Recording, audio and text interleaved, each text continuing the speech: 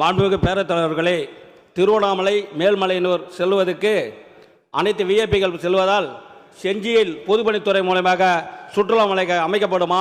அமைச்சர் அந்த வழியாக தான் சென்னை செல்கிறார். ஆகவே செஞ்சியில் சுற்றுலா மலையை பொதுப்பணித்துறையாக அமைக்கப்படுமா என்பதை பேரவைத் தலைவராக அறிய விரும்புகிறேன். மாண்புமிகு அமைச்சர். மாண்புமிகு பேரவைத் தலைவர்களே, செஞ்சி என்பது எங்களுடைய பகுதியில் ஒரு புகழ்பெற்ற நகர். நாயக்க மன்னர்கள் எல்லாம் அங்கே தலைநகராக கொண்டு ஆண்டே செஞ்சி கோட்டை இன்றைக்கு இருக்கிறது. ஒன்றிய அரசாங்கத்துடைய கட்டுப்பாட்டிலே அந்த செஞ்சி கோட்டை இன்றைக்கு பராமரிக்கப்படுகிறது. ஏற்கனவே நெடுஞ்சாலைத்துறையின் சார்பாக அங்கே 2 அறைகள் உள்ள ஒரு இன்ஸ்பெக்ஷன் பங்களா ஆய்வு மாளிகை இருக்கிறது.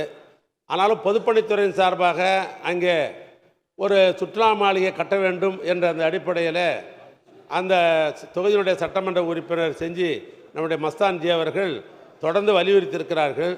அதற்கு உரிய ஆய்வை மேற்கொள்ள சொல்லியிருக்கிறேன் துறையின் சார்பாக.